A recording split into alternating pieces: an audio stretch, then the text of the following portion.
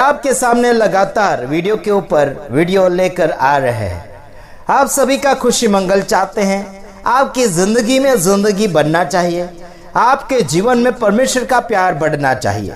तो आइए हम देखते चले जा रहे हैं, लगातार आपका विकास हम चाह रहे हैं।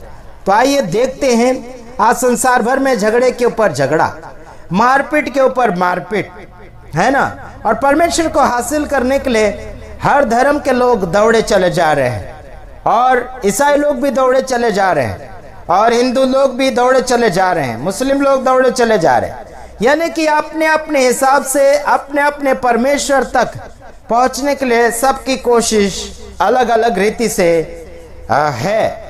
और कुछ लोग उपवास के माध्यम से परमेश्वर को खुश करना चाहते हैं, लेकिन उनका मन तो पूरा खराब की खराब है। कुछ लोगों ने हमें फोन करके पूछा कि आशीष, उपवास करना चाहिए कि नहीं करना चाहिए।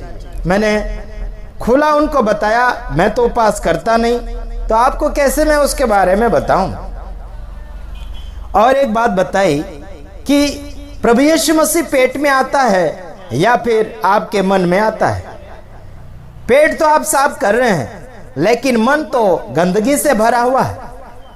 मेरा कहने का मतलब यह है कि सबसे अधिक मन की रक्षा करें, और मन अगर आपका साफ है तो फिर बाद में आप उपवास करो या ना करो, उसमें हम कोई सवाल जवाब नहीं उठाएंगे, आगे आपकी मर्जी है। हालांकि कोई तो मन कचरे से भरा हुआ है, गाली गलौज, पाप, गलत गलत बहुत कुछ दुनियादारी भरी हुई, और पेट को साफ करना चाहते हैं 40 दिन। जैसे कि कुछ लोगों का कहना है कि 40 दिन तो यीशु मसीह उपवास रहे थे।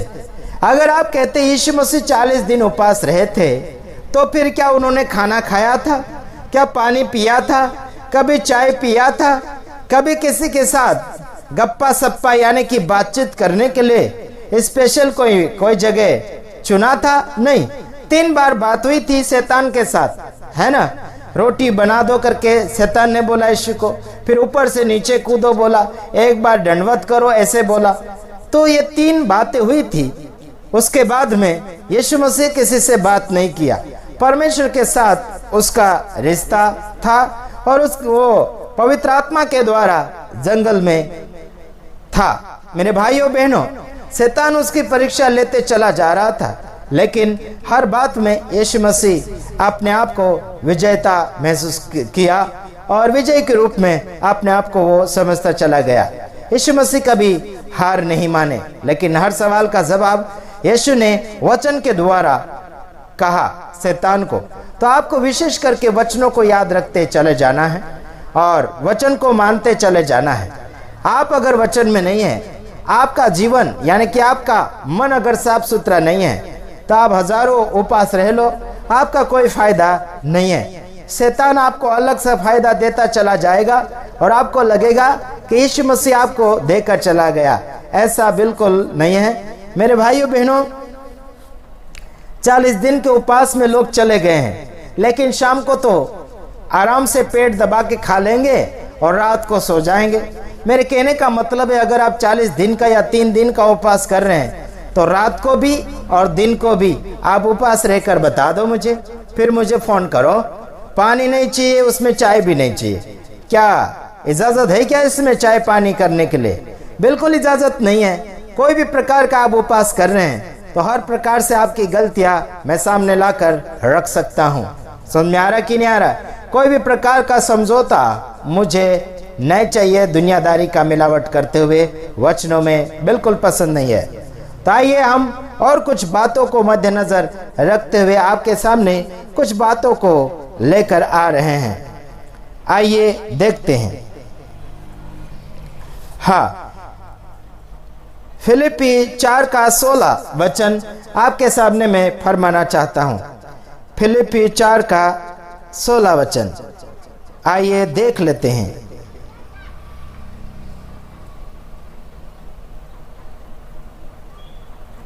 हाँ, देखते हैं। इसी प्रकार सब में थिस्सलुनीके में था। क्या यार आ जाता है।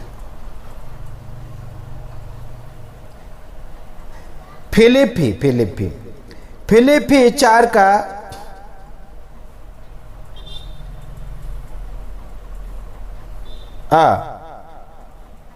16 गलत, दूसरा जगह जाते हैं। इसमें लिखा काम आपको मिला। सबोपदेश का 9 का 10 वचन देखते हैं। सबोपदेश 9 का 10।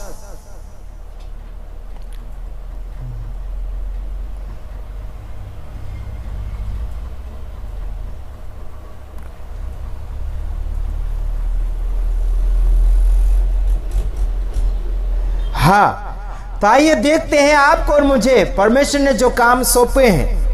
लगातार आपको पुराने नियम से और नए नियम से बहुत कुछ बातें आपको सुनाने के लिए हम कोशिश करते चले जा रहे हैं। आप सभी के भले के लिए, आप सभी का विकास मद्देनजर आना चाहिए। इसलिए सारे सबूत और गवाह को आपके सामने रखने के द्वारा आप निष्कलंक होना चाहिए। सजाए मौत नहीं, सजाए नरक नहीं, सजाए आपको मूर्खता में गिनना नहीं चाहिए, बल्कि आपको निष्कलंक में गिनना चाहिए। इसलिए हम लगातार आपको समाचार देते चले जा रहे हैं। तो आइए देखते हैं, जो काम तुझे मिले उसे अपनी शक्ति भर करना, क्योंकि अधोलोक में जहां तू जाने वाला है, न काम, न युक्ति, न ज्ञान और न बुद्धि है।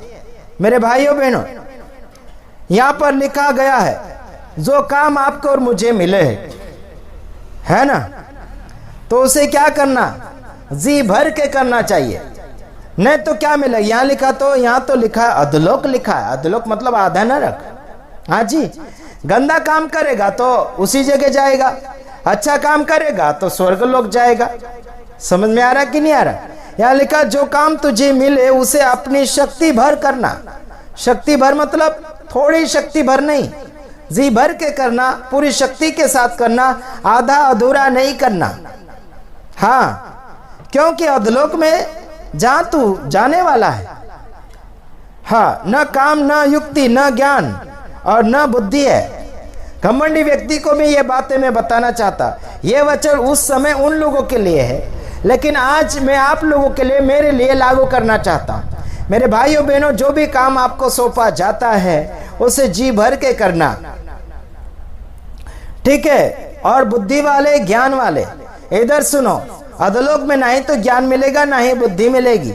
यहाँ मिल रहा है, इसलिए यहीं पर इस्तेमाल कर लो, वो भी प्यार और मोहब्बत के साथ, बड़े हौसले और जोश के साथ इस्तेमाल कर लो, वरना आगे की ओर धोखा मिलता चला जाएगा।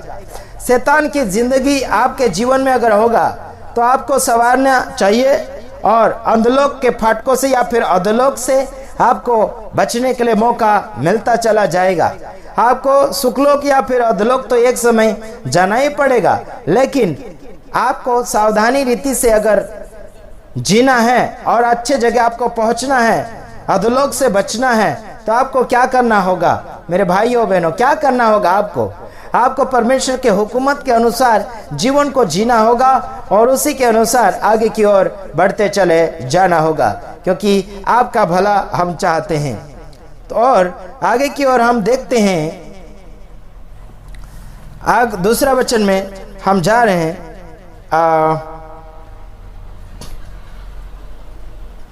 याकूब 4 का 5 वचन में जाते हैं।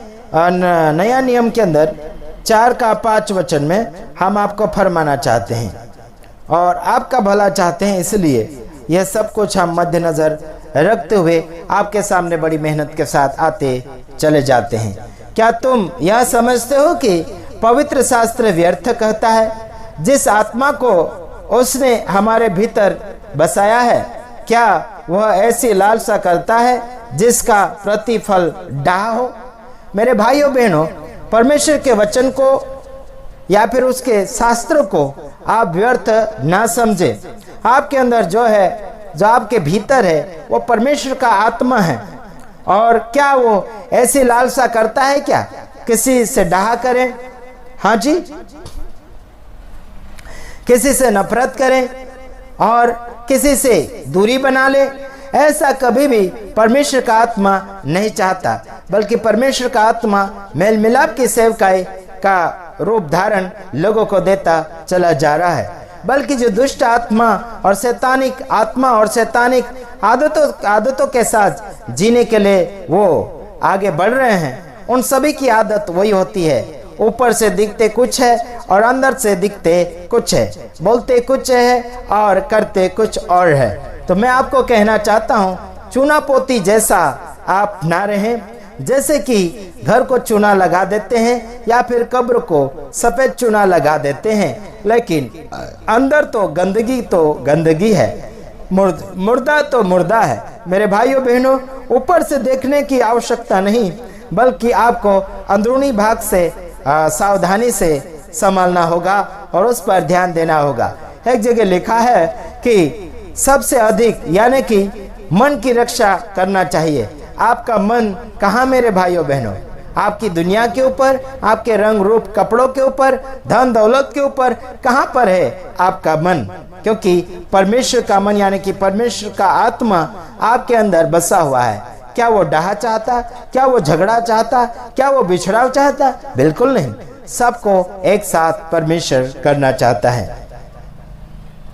परमेश्वर का जो पवित्र शास्त्र है वो व्यर्थ नहीं है, बल्कि व्यर्थता की ओर ले जाने वाले उसके फॉलोवर ज्यादातर है। इधर उधर खींचातानी करके अपने आप की सेवकाई बढ़ाने के लिए कोशिश करेंगे और अपना बढ़ावा सबसे ज्यादा करने के लिए कोशिश हो रही है। किसी को भी आप थोड़ा सा तारीफ करके देखो तो बड़ा खुश हो जाएगा। मेरे भाइयों बहनों, वहाँ पर आपको समझ लेना होगा कि वो व्यक्ति परमेश्वर की ओर से नहीं बल्कि शैतान की ओर से है। हम कभी अपने आप की तारीफ किसी से नहीं चाहते हैं। चलो, आपको क्या करना होगा? परमेश्वर के हक में, परमेश्वर के अधीन में रहकर उसके कार्य को सफलतापूर्वक आगे बढ़ाने के लिए कोशिश के ऊपर कोशिश करते चले जाना है। Praise the Lord. प्रभु आप सबको आशीषित करें। आमीन।